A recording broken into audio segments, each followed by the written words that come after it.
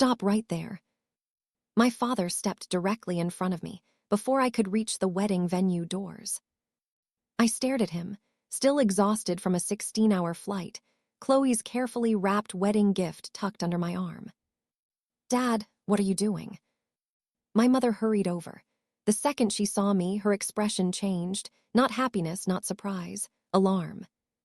You actually came, she asked. I pulled out my phone. Of course I came. Mom, you sent me the venue details. Dad glanced toward the arriving guests. Keep your voice down. I'm not raising my voice. Mom moved closer and said quietly, only family is allowed. You weren't invited. Leave. For a moment, I genuinely thought she was joking. I was Chloe's sister, and I had just crossed half the world to watch her get married. Then two relatives, walking toward the entrance, recognized me and slowed down. That was when I understood my parents were serious. And 4 days later, the same mother who told me I wasn't family would call demanding **42 000**. I just didn't know it yet. My name is Tilda Bennett. I'm 31, and for years I had been the dependable daughter, the one who lived overseas, earned good money as a project consultant, and quietly helped whenever my parents had a financial problem. Chloe was my younger sister. Our parents had always favored her, but I never blamed Chloe for that. So when Mom spent months talking to me about Chloe's wedding, sending venue information, and discussing my travel plans, I assumed my attendance was obvious. Now I held up my phone. You asked when my flight landed. Mom looked away. You sent me the venue address.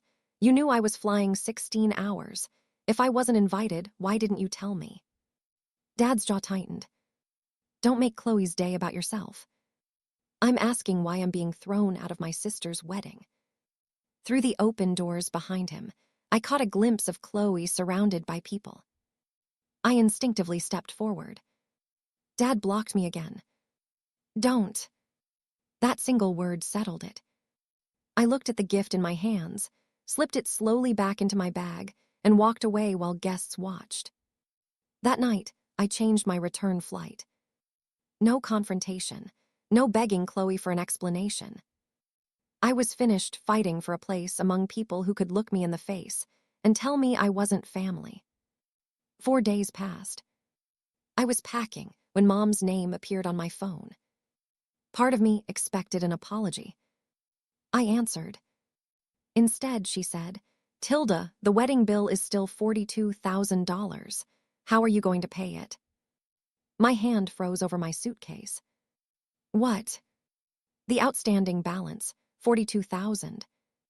I actually pulled the phone away from my ear and stared at the screen. 4 days ago, I wasn't family enough to enter the wedding. Now I was apparently family enough to owe *42, 000**. But there was one question Mom clearly wasn't expecting me to ask. Why did she believe that bill belonged to me at all? Mom, explain something to me, I said, sitting slowly on the edge of the hotel bed. When exactly did I agree to pay $42,000? There was a pause. Then Mom sighed like I was being difficult. Tilda, don't do this. You know Chloe doesn't earn what you earn. You don't have children. You're doing extremely well. We all understood you would help. We all. You know what I mean. No, I don't. That was when several conversations from the previous 3 months suddenly stopped feeling innocent. Mom asking casually, what's the spending limit on your credit card these days? Dad calling me one afternoon to ask whether international transfers over $30,000 required advance notice. And Mom repeatedly saying, Chloe deserves the perfect wedding. Not once had either of them said, Tilda, will you pay for it? I'd helped my parents before. Car repairs, unexpected bills, even parts of family vacations when they claimed money was tight. But those were choices I'd made. Somewhere along the way, my generosity had become an entitlement. Send me the invoices, I said. Mom went quiet. All of them. Tilda. If I'm supposedly responsible for $42,000, send me every document connected to it.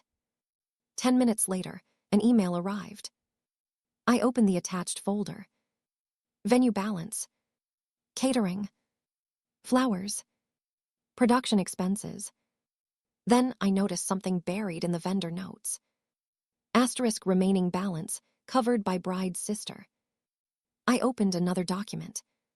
Similar wording. Then another. My name appeared more than once. Tilda Bennett. But something was missing from every document. My signature. I called Dad privately. Why are vendors being told I'm paying? He didn't even sound surprised. Tilda, we're family. Families don't need contracts for everything. My stomach tightened. That wasn't my question. We knew you'd help. You told people I would pay without asking me. Dad became irritated. After everything we've done for you, you're really going to turn this into some legal argument. I stared at the documents. Then another question occurred to me. Does Chloe know you did this? Silence. Dad. Nothing. That silence changed everything.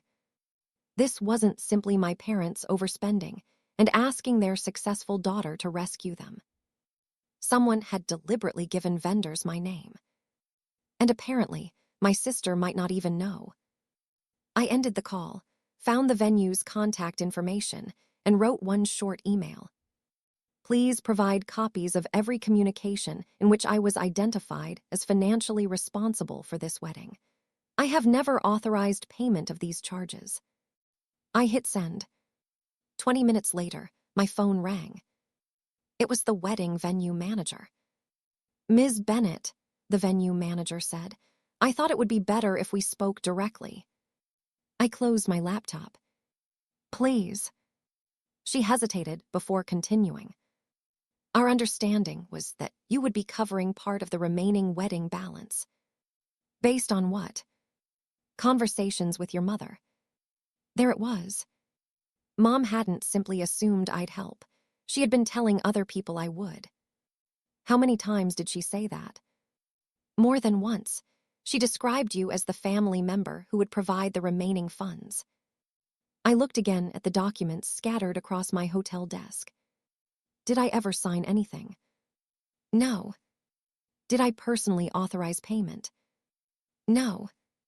Then, am I legally responsible for the $42,000 under your contract?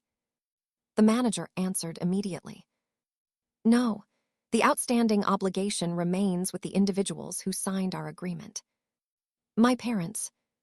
For the first time since Mom's phone call, the situation became perfectly clear. They had planned a wedding they couldn't comfortably afford, expecting me to cover whatever remained afterward. Not because I'd promised. Because they assumed they could pressure me. From now on, I said, please communicate about payment only with the people who actually signed the contract.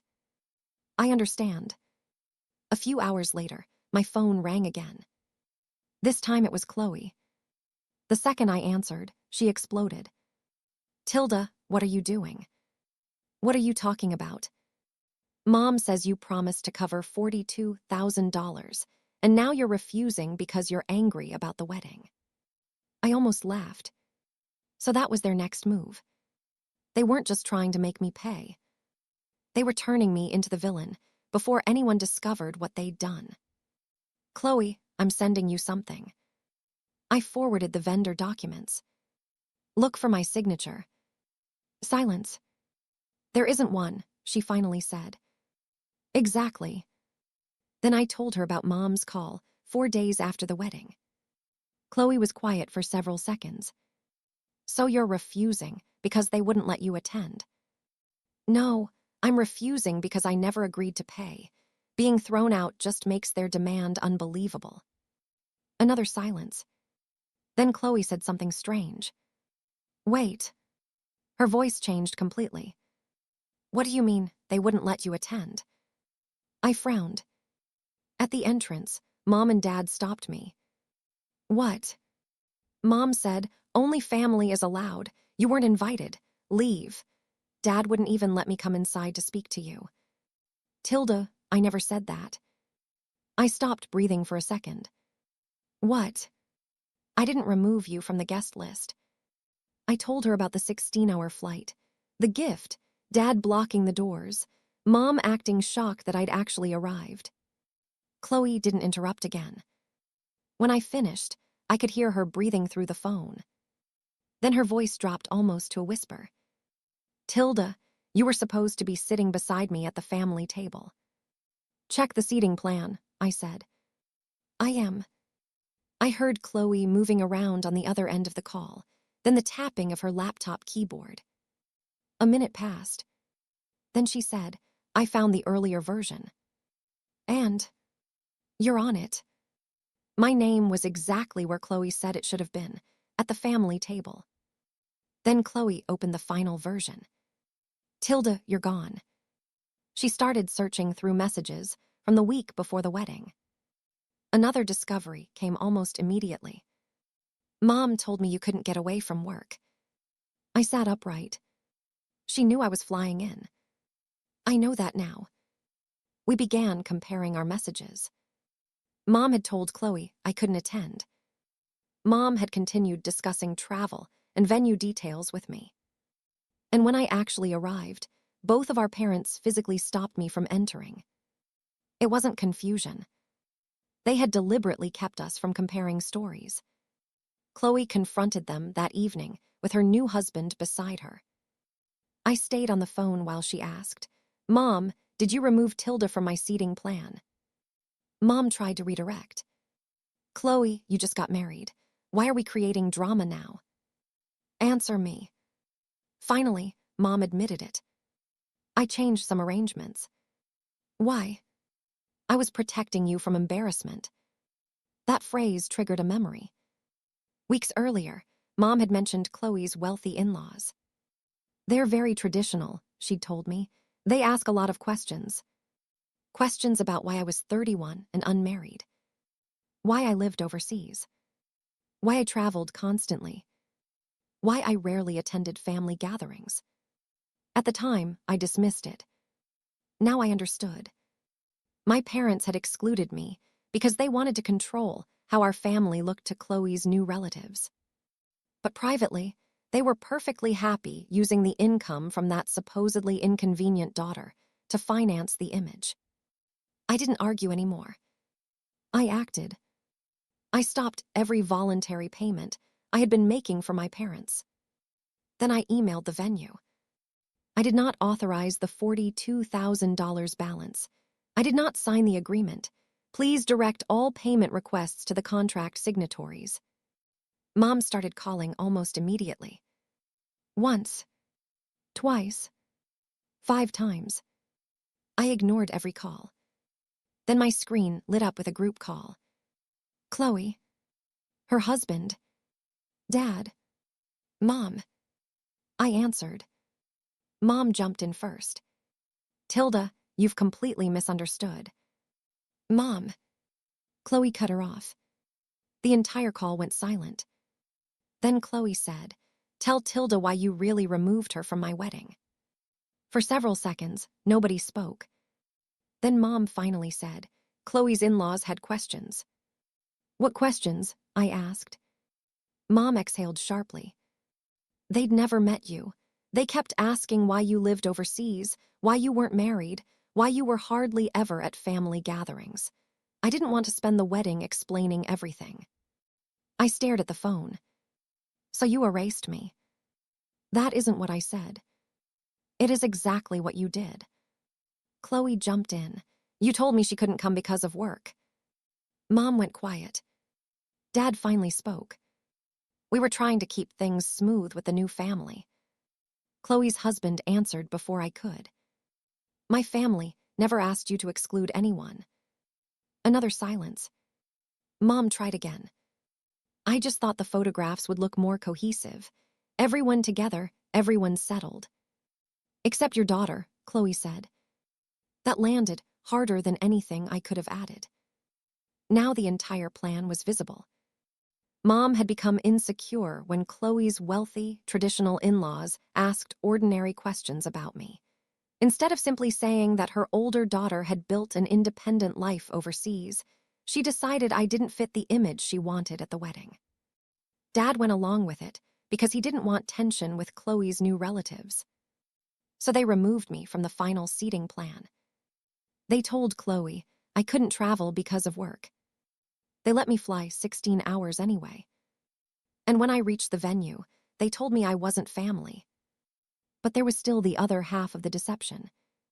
The 42,000, I said. Explain that. Dad's voice hardened. We knew you'd helped before. That isn't an explanation. Mom finally admitted it. They had committed to a wedding package they couldn't comfortably afford. Venue upgrades, catering, flowers, production. As the costs climbed, they convinced themselves I would cover the difference. So when vendors asked how the remaining balance would be paid, Mom repeatedly told them the bride's sister would handle it. Me. They never asked because they believed asking wasn't necessary.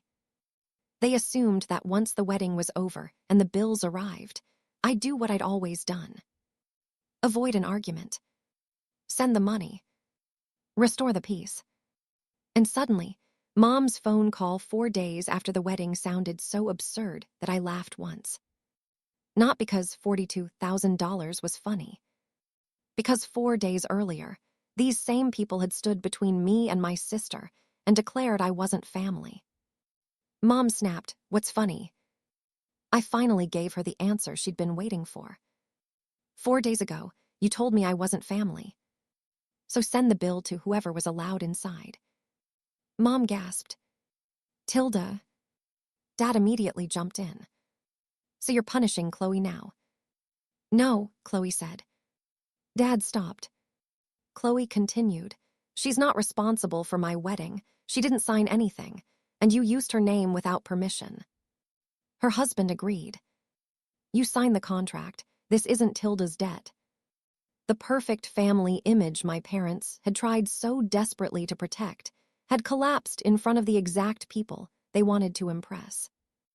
I forwarded Chloe every relevant document and message. No selective retelling. No opportunity for Mom or Dad to rewrite what happened later. The venue confirmed its position. The outstanding balance belonged to the people who had actually signed the agreement. Diane and Robert Bennett. My parents had to negotiate a repayment schedule themselves. The expensive post-wedding plans they'd been discussing disappeared because that money now had somewhere else to go. Their relationship with Chloe changed too. She couldn't forget that they'd manipulated her on her own wedding day just to keep us from comparing stories. But Chloe and I didn't let their deception destroy our relationship. We started speaking directly. No messages through Mom. No, Dad said, Chloe said. If one of us wanted to know something, we called the other. And I changed something bigger. I stopped being my parents' emergency account. No more paying for vacations they couldn't afford. No more rescuing them from overspending. No more large family expenses presented to me afterward as obligations. Months later, Chloe and I finally had the celebration we'd missed. Just the two of us, sitting across from each other without seating charts, appearances, or anyone deciding whether I belonged. She looked down for a moment. I should have realized something was wrong. You were lied to too, I said. I'm still sorry. I accepted her apology. But accepting Chloe's apology didn't mean removing the boundaries I'd finally created with our parents. The $42,000 bill stayed exactly where it belonged, with the people who ordered the wedding, signed the agreement, and assumed someone else would clean up their decisions. For years, I'd paid again and again to be treated like family. The day my parents told me I wasn't family was the day they finally lost the right to send me the bill.